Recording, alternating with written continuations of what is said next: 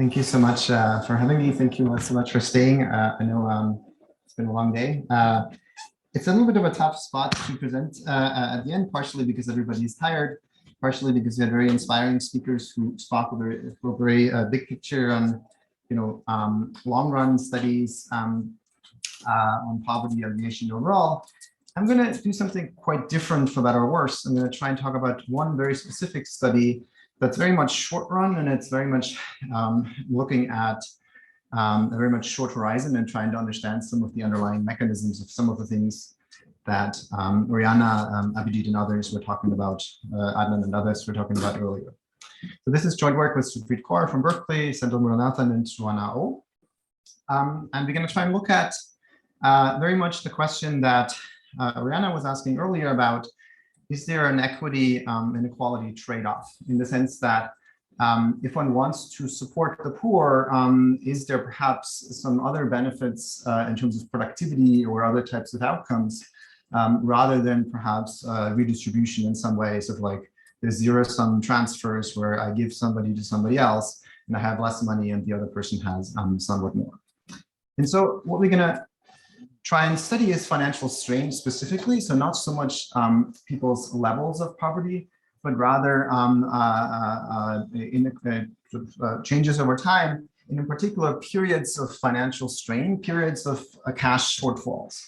Now, the poor sort of by design have much more of those types of periods, partially due to unexpected shocks, be that health shocks, be that unemployment or other types of financial shocks, be that price increases such as recently. Those are all unexpected shocks. And so if you already have a very tight budget, if you have an unexpected shock, of course, you're going to have a budget shortfall that's going to be difficult. But importantly, the poor also very often have budget shortfalls due to predictable cycles. For example, at the end of the month, when sort of the money runs out, but also at the end of harvest cycles, so like before harvest, after a long cycle where after harvest people get a lot of money from selling their crops, or like just from consuming their crops. Towards the end of the cycle, people tend to be relatively poor and tend to have predictable cash shortfalls.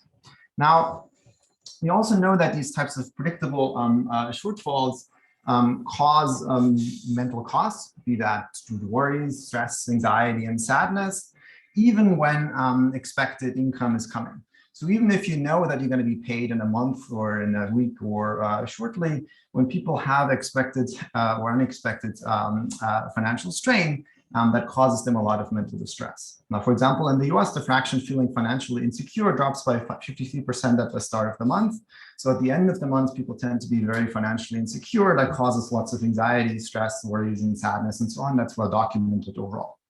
In India, in the context that we're going to talk about, is about 86% of workers that we're going to look at in the annual mean season, when people have very few jobs or very not much to do in terms of work. Lots of workers feel worried about their finances. Now, there's an nascent literature that looks at the cognitive consequences of poverty or financial strain. Most of this literature has looked at lab measures of cognition, such as Raven's matrices or the like, around harvest time or the like.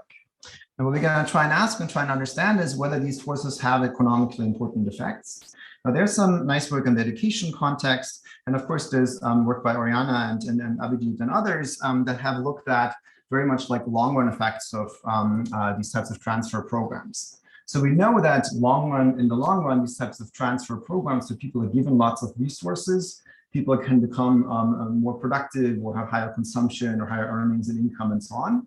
We don't quite know as much on the underlying mechanisms. Is it that people are getting new jobs or other types of work? Or is it perhaps there's also like people become perhaps more productive in some ways that allows them to do the work that they were doing better in some ways? So what we're going to try and look at, the impact of financial strain on worker productivity. We're going to look at worker productivity as it's like one of the most important domains, economic domains that you can think of. Of course, if you're more productive at work, you're going to earn more money and have more money for your family. Perhaps you're also in some sense better at finding work in the first place. So we're going to try and ask the question about, can relieving financial strain make a person more productive at work? In short, what we're going to do is I'm going to show you a field experiment with 408 manufacturing workers in India. We're going to try and alleviate people's financial constraints in the very short run by varying the timing of income. So we're going to hire workers, everybody, for about 2 weeks. And some of these workers will be paid somewhat earlier than others. And we're going to try and look at them now. Once people are paid earlier, are they becoming more productive when they're receiving that money? We're going to look at particularly worker productivity, holding constant labor supply or any sort of other types of responses that you might see. So we're going to hold constant how many hours are people working and how many days are people working, and try and look at just for the given work that people are, work hours that people are doing, do they become more productive once people's financial constraints, their financial worries are relieved in some ways. In particular, we're going to also look at or show you some evidence of attentional errors in production. That is to say, people become better at work by paying more, being able to pay more attention to work as opposed to worrying about money. I should say upfront, we're going to not take any stance on the specific psychological mechanism that creates these effects. So whether that's due to stress, worry, affect, sadness, etc., we won't be able to necessarily separate these, but we will be able to say that there seem to be psychological effects going on in the sense of this workers' attention being affected. And I'm going to show you some evidence of that. Now, what is the experimental setting? This is in the agricultural lean season in rural Orissa in India. We have a sample, as I said, of 408 male workers. These are male workers for reasons that it's much more difficult to hire female workers in this type of context for several weeks outside of their village. There's very limited work opportunities in this setting because it's the agricultural lean season. So there's very few jobs. Workers have something like about 8 days of work per month. And so people take these intermittent short-term contract jobs that take between like 1 day to up to like 2 or 3 weeks. People are paid about $3 to $4 per day on the days when they're actually having work. And this is usually people's family incomes. That's like not per person. The work task is, you can see here, is making disposable plates, leaf plates for restaurants. These are actually plates that are used in actual restaurants in this area. We partner with a contractor to offer people 2-week contract jobs. The leaves are made, the leaf plates are made out of saltry leaves. So essentially what you do is you take these leaves, dried leaves, and stitch them together into plates. And then we have them produced in our setting and then sell them to restaurants or to a contractor who sells them then to restaurants that actually use in this context. People are paid piece rates for production. This is the primary source of income for participants in this experiment. So think of this as like people's main job that they're doing. This is a real job for people. This is people's real income and the bulk of their monthly earning. So the stakes are pretty high. Therefore, given that there's large stakes for productivity, people are highly motivated to do well in this context. Sorry, I should have also said, if anybody has any questions, I'm very happy to take them throughout. The talk is very much set up to be not too long. Now, let me first show you some motivational evidence of workers bringing their mental burdens to work. So if you just survey these workers and ask them about loans, about 70% of people say they have outstanding loans. They also seem very vulnerable from low liquidity. About 66% say they, if you were had to get 1,000 rupees, which is something about a bit less than $20, for an emergency, would it be difficult for you to do so, or like how would you do this? 60% essentially say they don't have this money. It'd be very difficult for them to get this money. So think of this as people like have lots of loans, outstanding loans, and very few available resources for themselves. So they're very vulnerable to shocks. Now, when you then ask them about, are you worried about your finances? Lots of people say they're worried about their finances. About 75% of people say they're quite worried about their finances. And when you ask them, what are you worried about? People would say things like they're worried about their loans, they're worried about covering their daily expenses, health issues, such issues such as, the daughters are getting married and they have to pay for these marriage expenses, education for children, and so on. So like financial constraints or worries loom very large in people's minds. Now, importantly, people are not just having these worries on any given day, but they also bring these worries to work. When you ask people at the end of one workday, which is what we did, and open-ended questions about what do you think about during the day, during your work task, Lots of people say, understandably, 70% of people say they thought about the work task, which is good because that's what they were supposed to do, and that's what they hired to do. But about half, in fact, say they're worried about their finances as sort of the main answer, or one of the main answers, what they were thinking about during work. They often say they think about it for several hours. It's not just a thought that comes and goes for a few minutes. They really sort of, it captures people's mind. They think about this for quite a bit of time during work. We're going to try and look at now is if we can reduce people's worries about their finances, about work, would it be possible to make workers more productive? Now, the way we're going to try and do this, as I already alluded to, we're going to vary on the timing of when workers receive their expected wage payments. So importantly, there's actually not a lot of surprises here. It's not like we're going to surprise people with a large monetary payment. What we're going to say is we're going to pay some people earlier than others. We're going to even announce that in advance. So we're going to have some days, I'm going to show you in a second how exactly that looks like. We're going to have some days when some workers receive an infusion of liquidity and others have not. Importantly, we're not going to change any of the incentives to work. So people's piece rate stays the same and their overall wealth also stays the same. So we're going to pay everybody exactly the same overall for any work that they produce. Everybody works exactly the same amount of number of days and hours, but some workers are paid somewhat earlier than others.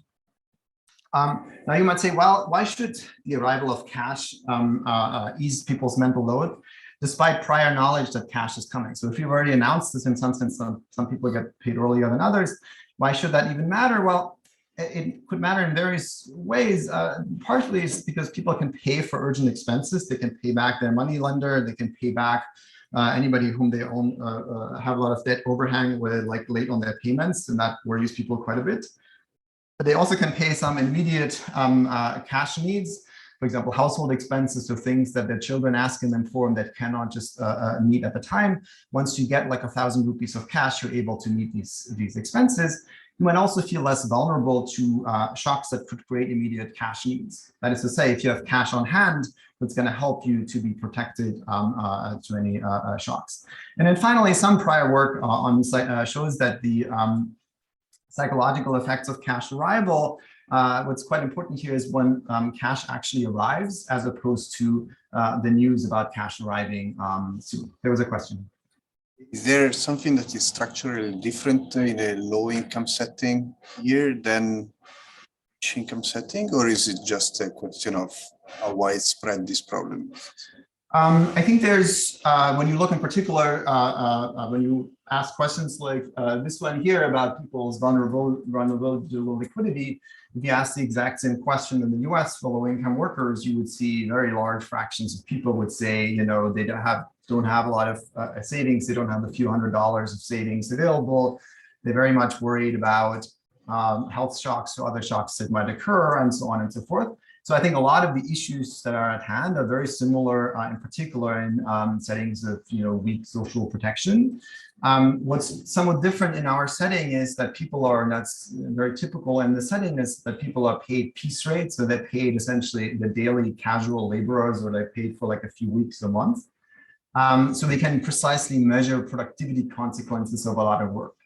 In a lot of other settings, like say in Sweden, if you're working on most of the jobs, it's very hard to figure out how productive one is. If you take my job, for example, it's very hard to figure out on any given day what I produced. At least that's the way it feels. It's hard to figure out how productive someone is. What we're going to show you is I'm going to have a setting where people produce these leaf plates, and there we can measure very precisely how much people are working. But I very much want you to think of the issue itself as something that applies to many settings, including low-income workers in Sweden or the US or other places that have financially precarious situations. Does that answer your question? Thank you very much. Right. There's a question. Yeah. Well, Yes, we're asking please. questions. Yes. So do you think there's something specific about money being distracting, or any form of distraction? Like if you have somebody in the family. That's a Great question. I think no. I think money is particularly important, sort of by definition, for the poor. I know financial strain, just because people don't have a lot of reserves. I think it could be, and in fact, if you look at what people are worrying about, there you see sort of issues, health issues and so on. Now, I think they think of health issues as partially we ask about financial worries and so on. Health issues causing, of course, financial constraints.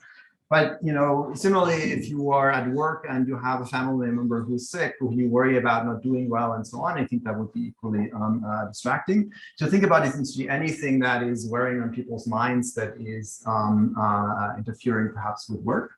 I think we are focusing on money because that's something that we can easily alleviate in some ways, but I very much would like to think that this applies to lots of other issues.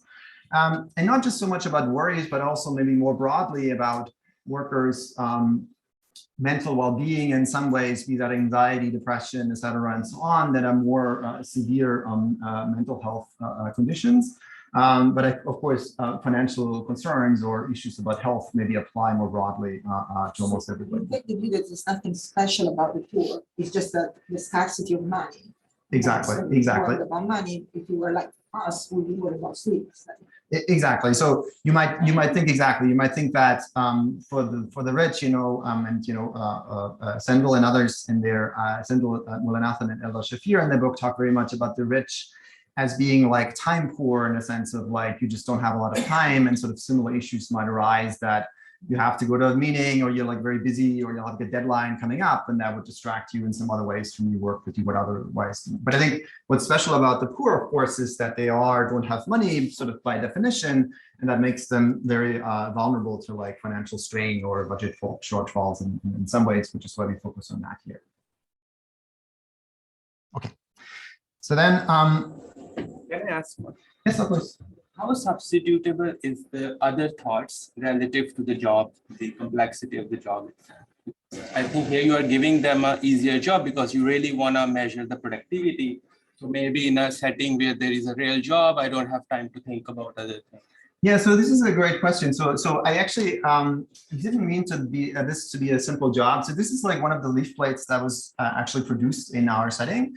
I was trying the same job myself. I'm trying to do these leaf plates. This is not what my leaf plates look like. So actually, I think it's actually quite a complex job in the sense that I'm going to talk about this in a bit when we look at errors of production.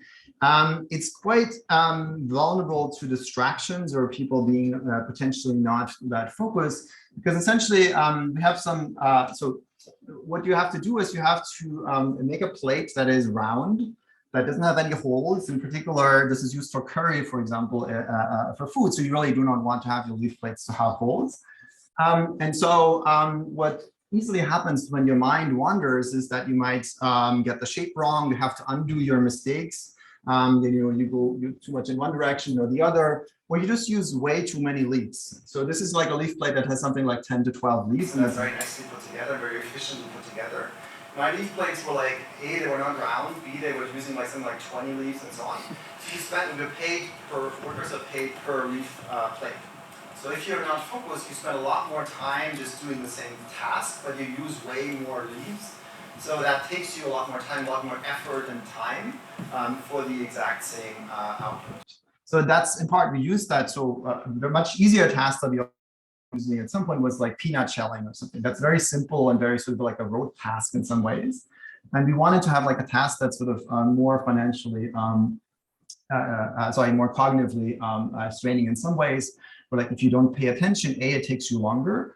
And B, we have traces that we can look at. I'm going to tell you that in a second, that we can actually look at signs that of people being distracted potentially. Okay, so let me tell you exactly about the experimental design. So we have two groups. There's a control group and a treatment group. They look exactly the same. Everybody works for 12 consecutive days. Everybody gets a first payment on day one at the end of day one, in part to signal to people that we're serious, we're paying people and so on. We're not going to run away, and to foster trust in the employer. Everybody is paid on day 12. At the end, any remaining outstanding payments. So if you have worked for 12 days, you're paid on day one, and then you're paid on day 12 in the control group for any work that you do between day 2 and day 12. Now, the treatment group at the bottom, this is the group where we're trying to reduce people's financial strain, is receiving a cash infusion on day 8. So people are paid on day 8 for the work that they did between days 2 and day 7. We didn't pay them for the work on day 8, partially because we wanted to avoid payday effects and sort of self-control issues or that lead to self-control issues and so on. So essentially what happens is people in the treatment would get a cash infusion. That's about 3 weeks of people's typical earnings in the lean season. It's about, I think it's about 1,400 rupees, which is quite a bit of money for people because people have been starved for work for quite a while. In the lean season, they don't have a lot of work otherwise. So that's quite a bit of cash for people that they receive. So what we're going to then do is we're going to look at after people are paid on day 9, 10, 11, and 12, how productive are people in the treatment group in the post-pay period and in the control group for people who have not been paid. Okay? And of course, by design, since we randomize the treatments, these groups should be exactly the same. We can look at are people the same before the treatment occurs. Now, as I already alluded to, these payments are announced. So on day 5, we actually fully announce the payment schedule. So on day 1, we tell everybody, you're going to pay for sure. We're going to be paid for sure on day 12. Some people might be paid earlier than others. On day 5, we're going to tell you exactly when your full payment schedule is. And then on day 5, in the control group, you'll learn essentially that as promised, you're going to be paid on day 12. In the treatment group, you learn that you're going to be paid on day 8. That is useful for us because we can essentially then look at announcement effect. If you think, this is such a nice employer, they're going to pay me earlier and therefore going to try working harder. What you should see is people's in the announcement period on day 5 or day 6, when they learn that they're going to be paid early, they should be becoming more productive if it's about effort or trying to impress your employer. And then we can look at, once people are actually paid, does that affect people's productivity? Is that clear what we're trying to do? Okay.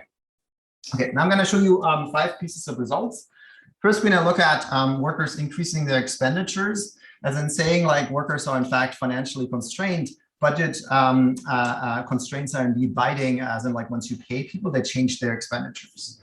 So what I'm going to show you is a series of regressions where essentially we show you treatment effects, which is the difference between treatment and control groups for different types of outcomes. And what you see here is in panel A is that the cash group, this is the group that's being paid earlier, they spend about 270 rupees to pay down loans. So essentially what they do is on the day when they receive the payment, they essentially pay back already 170 of those rupees, which is quite a bit of money, to money lenders or neighbors or other people whom they owe money.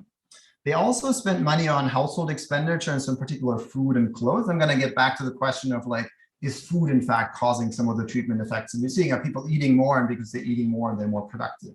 We think that's not the case. Mostly it seems to be that the food is sort of household food, that is food that's used for the family overall, as opposed to like workers splurging on a big meal and then they're becoming more productive because they had like a great meal on the following day. So we see a huge increase in people's loan repayments. People pay back loans quite a bit. They also have a quite important increase in household expenditures, which it seems to be like, there's stuff that's needed in the household and they're covering those expenses immediately. Most of these expenses occur on the day of the cash disbursement. And so we think, this cash infusion could in fact meaningfully reduce financial stress. Sorry, Frank, can you tell us again? So how big is this cash infusion compared to their average income or what they earned before? Yeah, so as I said, the daily income is about something like 200 rupees that people earn. People earn per month have about 8 to 9 days of work prior to our experiment. So if you ask them like during the last month, how much did you work? They say something like 8, 9 days. So, and people are paid something, since you pay somewhat more, people are paid about, I think 5 days or something like 250 to 300 rupees. So they pay something like 1,500 rupees, which is about, I think I was saying this here, it's about 3 weeks of people's typical earnings that they're being paid. So it's quite a bit of cash. It's about 1,500 rupees on average. Out of those, they spend about 270 back on in loans, most of that on the first day. And then also about 150 rupees on household expenditures. In addition, they also have quite a bit of cash on hand. As in like they just keep a bunch of cash, which I guess is useful in case you might need it, but they don't spend it all immediately. Yeah.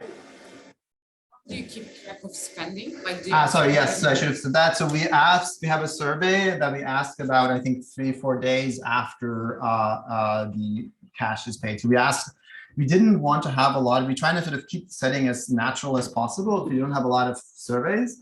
So we have one survey where we asked people during the last 3 days. So this is 3 days after the treatment group has been paid the cash.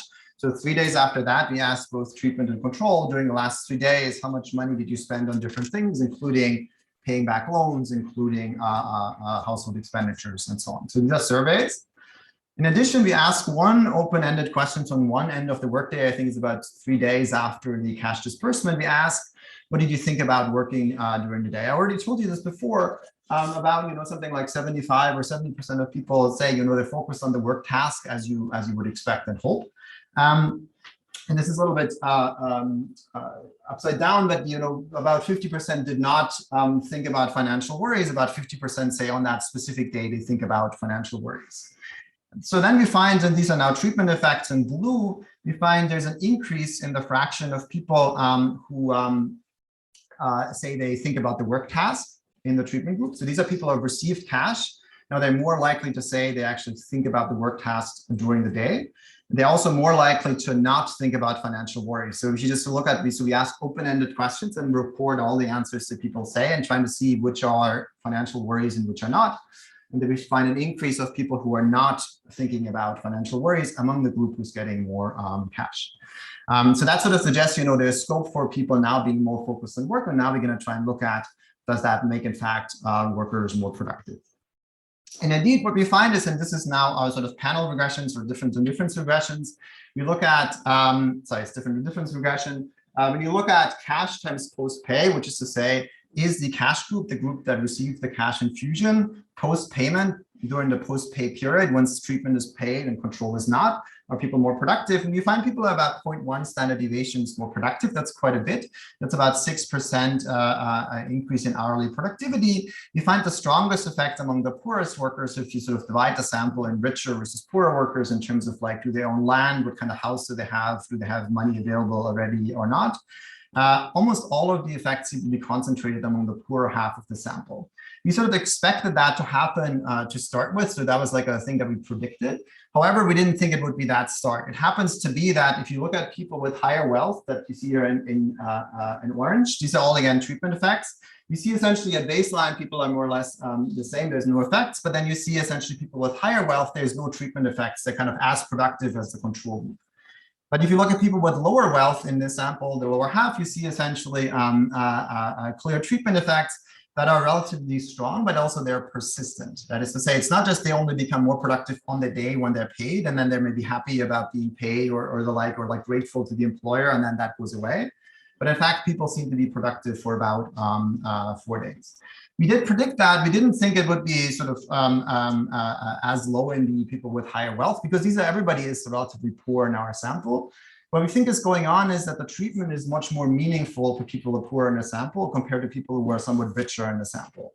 Partially because people are relatively rich in our sample, they have much more loans outstanding and so on. They have like 20, 30,000 rupees of outstanding loans. Now, if I give you 1,000 rupees or 1,500 rupees, that's not going to be a huge change in your life. But if you have like 2,000, 3,000, 4,000 rupees in loans and not have much money anyway, giving you a lot of money makes a huge difference in how financially strained you are. Yeah. I want to come back to the question of food. Although they did not afford a huge feast for themselves, yes, how likely it is that they're no longer hungry after they get meals on their? I'm going to return to that in a few slides of the question of like, are these treatment effects driven by food? We think the answer is largely no, at least in the short run. But I'm going to return to that in a second. So next, we're going to look at increases in attentiveness. So far, I'm showing you like output, the number of completed leaves overall. So how many leaf plates do people produce overall per hour? Next, we're going to look at how these leaf plates are produced, which gives us some insight on what has changed.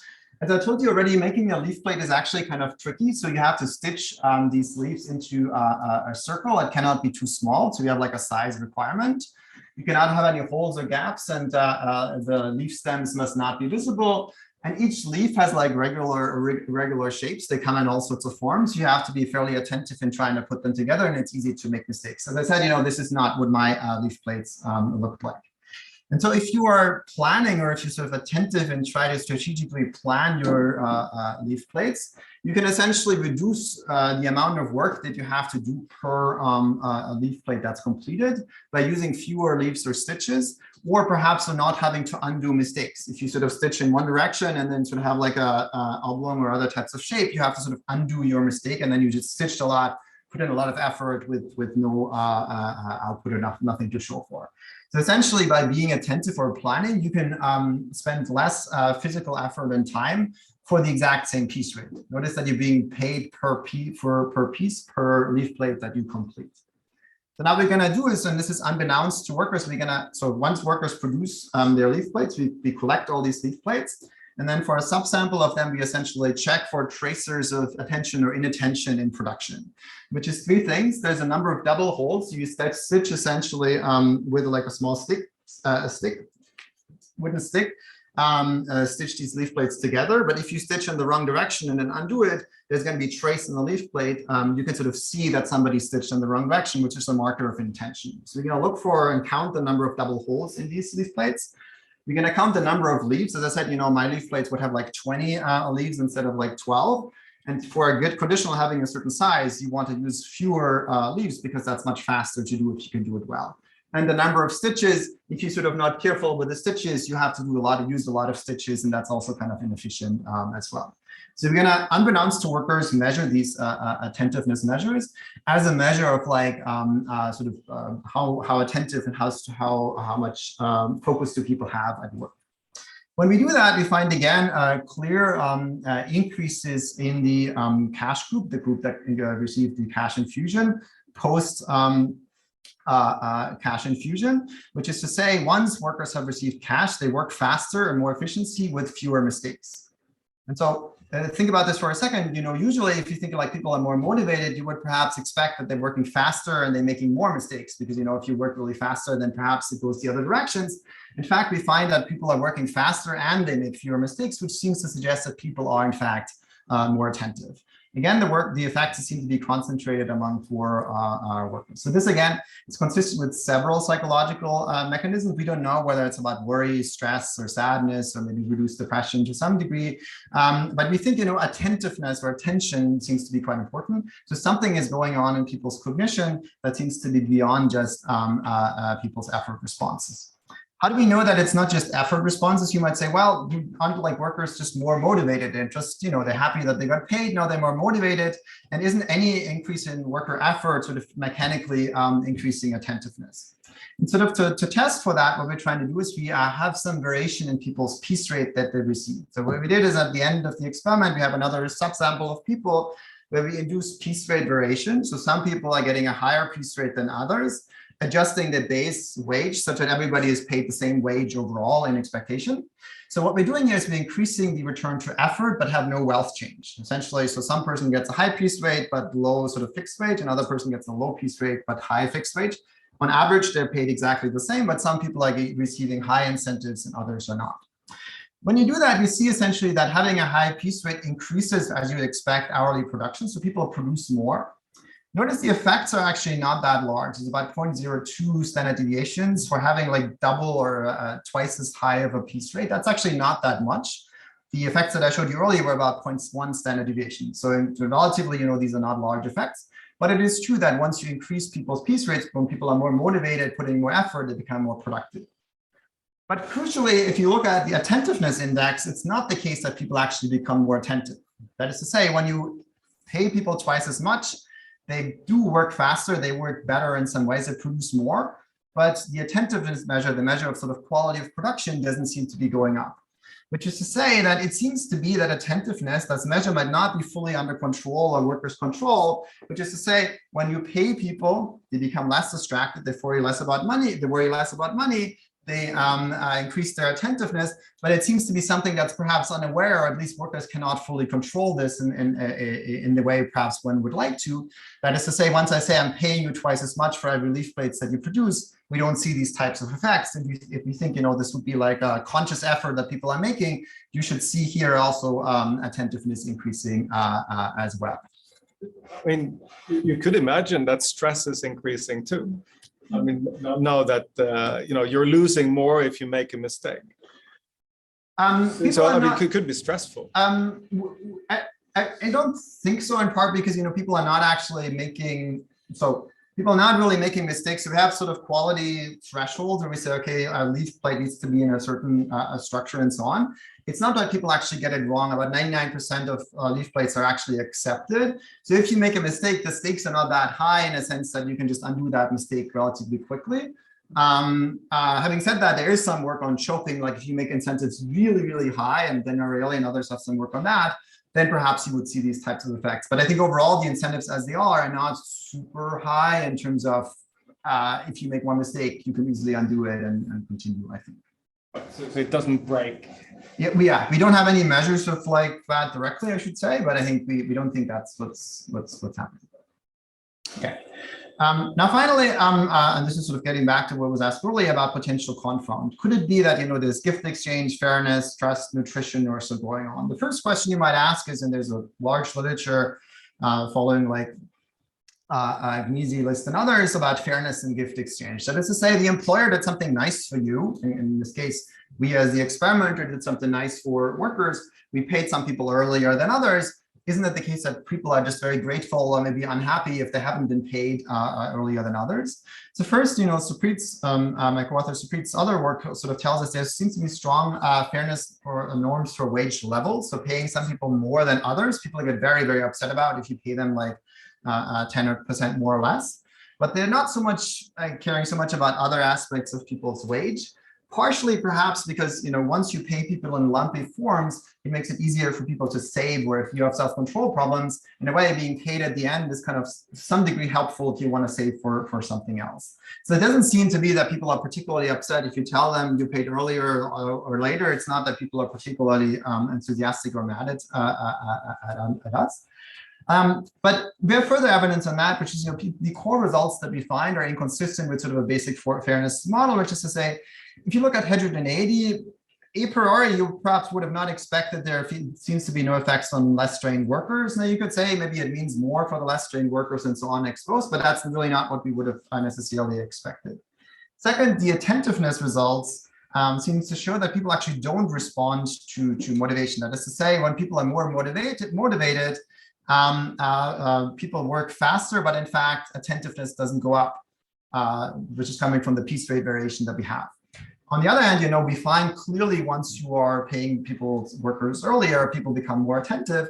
So that doesn't seem like it's coming from motivation either. We have also two more direct tests of this in the data, and we go about this in our paper in a lot of detail. One is we find no effects of announcement effects. Once you announce that some people are paid earlier than others, this is sort of the regression table of this. You find essentially no effects after day 5 or on day 5 or day 6 when workers are learning that they're going to be paid earlier than others. There's essentially no effect. So it doesn't seem about gift exchange or people being happy about being paid or like thinking about the workers, the employer being nicer to them. We also find no evidence that the control group works less hard after a cash infusion. We have some additional variation. Some people are paid on day 8, some people are paid on day 9. And the control group, when they see that some people are more being paid on day 8, it's not that they actually become less productive and mad that other people are paid in their workplace.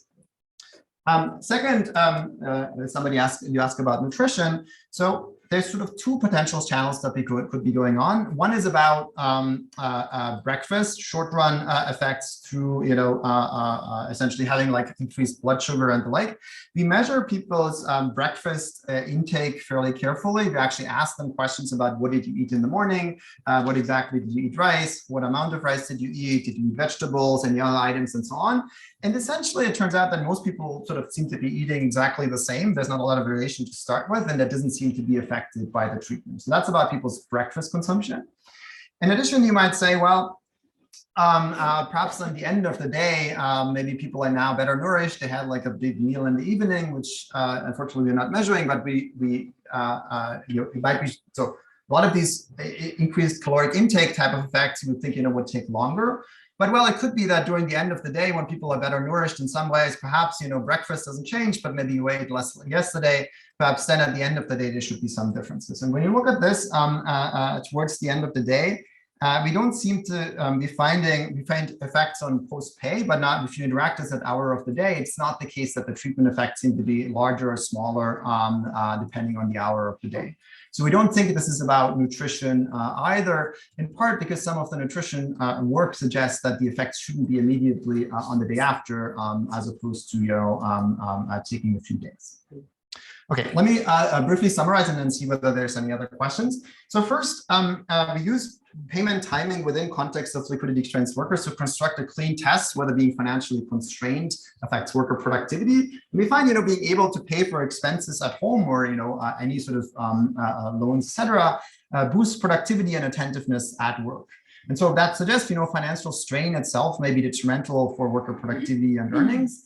And here, financial strain, I'm doing sort of very broadly, and I think this very much applies, we're not showing this, but I think it very much applies to other types of distractions that workers face. In particular, I think health issues in the family could be particularly important, and lack of insurance, et cetera, as it often is the case in the US. This is sort of a proof of concept that productivity effects can occur in high stakes settings. So previously, we had like cognitive tests that people were doing in the lab. These are now like real work settings, people's real earnings, and people are working for about 2 weeks. This is sort of people's real lives and people's labor income. Importantly, we find, financial strain can hurt workers when they need money the most. So precisely in situations when people need money the most, and they seem to be not able to be as productive as they would like to be overall. You can think about also other situations. For example, when somebody becomes unemployed or loses their job for various reasons, they're particularly financially strained in that situation, in particular if there's lack of unemployment insurance. And there, you want the worker to be most productive or best at sort of finding jobs. And precisely in that situation, any help would be particularly productive potentially. Now, what does this sort of tell us about social programs or perhaps the private sector? Well, one, there's often concerns, and Abhijit was talking about this earlier, there's concerns about potentially reducing labor supply. So if you do a lot of cash flow and other types of transfers, are people like now working less? And Abhijit showed a lot of evidence that that doesn't seem to be the case.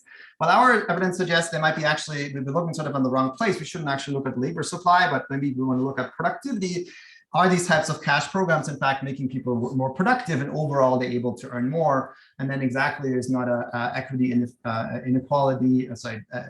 inequality efficiency trade-off, but rather, in fact, you enhance people's financial situation, and then people become more productive, and they produce more and sort of benefit more from that than the mere value of the transfer. Now, second, for firms, I think one implication might be, firms might want to support workers' financial well-being, not only because, you might care about your workers, but in fact, it might also help your workers to be more productive. Notice that we don't have much to say about optimal pay frequency, so we can't actually say how frequent should you pay workers, because we only have like one payment time. And so now, of course, at the end, the control group gets a lot more money, and maybe they're more productive on the day after. So we can't say what is the overall effect of this types of policy. But there might be potential benefits of programs supporting workers' financial well-being, or overall, more broadly, workers' mental well-being overall, that are not just, workers are happier, maybe like their employer better, but in fact, they might be more productive as a result. And so importantly, you might also yield some benefits that increased incentives might not achieve. You might say, well, let's just increase the incentives. Let's sort of make sure people are like highly incentivized and then going to work really hard and work really well for me. But what we seem to find is some of the attentiveness effect even actually not showing up when you incentivize people to work better. But rather they seem to be showing up when workers are less financially strained. They're more productive, and a lot more productive than doubling people's piece rate, in fact, does in our experiment. In addition, sort of work quality seems to be going up, so that their attentiveness increases. That's all I have. Thank you so much. Yes. Yeah, just a question on that. So it seems natural then that if you look at the minimum wage studies, so productivity doesn't, unemployment doesn't increase as much, and one of the reasons might be that productivity is going up. But your prediction is that productivity might be going up more in professions where more attention is. all Yeah, the jobs where more attention is needed. Yeah. So is that something to look at? Or? I would love to know the answer to that question. So I think we are very careful to look at particular a population that is very financially strained. And so in some ways, if you say, if you look at populations that have a lot more savings, etc., you might not see these types of effects. But I think exactly as you say, if you look at financially strained workers and then changes in minimum wages to the extent that in fact that meaningfully increases workers' financial well-being, and in particular in more cognitively demanding tasks or jobs, you would that's where we would think there could be potentially important effects. Now, whether that's indeed the case, I don't know, but I think I'd love to see the answer to that. Yes. So the funding thing was the amount that went into repaying loans. It was way bigger than any other expenditure. Mm-hmm. So questions about that. Do you have different types of people, that is those who spend only on the loans, or does everybody do it? Because from the average regression, you can say, right? You could have some people that have big loans and you put all the money there, and that number is an average.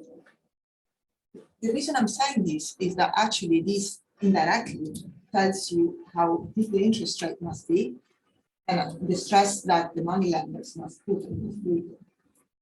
Yeah, we don't have a lot of, so the trouble is a little bit that there's two things that are varying. Partially it's people are poorer overall, they have like less land and they have less other sort of types of resources, and those other people have like more debt. So that's kind of going in two directions. So we try to look at sort of heterogeneity by debt to start with, and I think that's tricky because on the one hand you look at people who are richer overall, and you find in fact that among the poorer workers there's larger effects, but these are actually people who have fewer loans. The reason I think why that is in part is because they do pay back their loans as well, but it's like they pay back a third of their loans or like a large fraction of their loans, and they don't have a lot of other resources to pay back anyway. But sort of the relatively richer people, and everybody's relatively poor, they have loans of something like 10,000, 20,000 rupees, and then you pay back maybe a few hundred. That's not really doing a lot to make you perhaps feel meaningfully better. But I think we'd love to have like a debt repayment program or other types of variation that we don't quite have in our setting. Yes. Yes. I think two more questions. Okay. So yes, please. imagine like if there is a monthly payment and there is a peak when you are paid like first of every month, and then it declines. Let's say there is a Pareto tail and goes to zero on 30th of every month. Now you are like, let's say if your suggestion is that we should pay at least, let's say twice a month. Now we can have two peaks, but still the daily productivity on average doesn't change. I think it depends on. So if you think, people really have trouble saving until the end of the month, and paying people weekly or bi-weekly reduces the financial strain at the end of the month, like sort of the levels go up relative to, the end of the month overall, you might see some effects. I think the trouble is partially there's another force that's going on, which is, consumption smoothing, or people have different expenses at different points in time. And so if you want people to also save potentially, and they have self-control problems, etc., then perhaps paying people like say daily is a bad idea, because now essentially they have trouble saving overall. So I think that's why I'm very careful that's why I have this bullet point here, not saying this is not an evaluation of optimal pay frequency, because there's more things going on. But I would love to have, for example, if you offer people different pay frequencies, or if you randomize that as well, you could sort of learn about that overall, in particular in the longer run, things. But I think as it is, it's tricky for us to sort of say that would make workers better off. We would predict some productivity effects, at least, if people are really running out at the end of the month of their money. Yes. One more question. Yeah. So did you do a back of the envelope? So the topic of the conference, would this be a policy that is worth it for the company itself, or do you think you need like a cash inflow from an institution, in the sense that productivity gains that you potentially make, so the lump sum that you have to offer seems to be significant? So it's not that you just smooth the wages. No, you want to give them from the initial cash. So does that weigh up Yeah. the productivity gains that you make? We haven't done that calculation. That would be really nice to do, just to say, okay, for any interest rate that's relatively high, you know, how much would the productivity effects need to be? And in our case, I think the interest rate costs that we would have by paying people 4 days earlier than others are relatively low, even for relatively high interest rates. And if people are more productive, that's probably worth doing. But we haven't done that explicit calculation. I would, you know, I think that's a very specific situation. So I think, you know, I think the key insight is, I guess, more like a sort of an existence proof of saying, like, look, if you are improving workers' financial well-being, there's a potential for increasing productivity. And I think, like, how large is that effect and how do you value that? I think firms need to figure out that themselves. But I think it's just to say there's potentially not just that workers are happier in some ways of receiving more money, but also perhaps more productive. So it's very much potentially in the incentives of in the interest of the firm to try and at least experiment with that. Thank you. And I promise that Frank will answer the other questions when we conclude. Thank you so much. Thank you so much.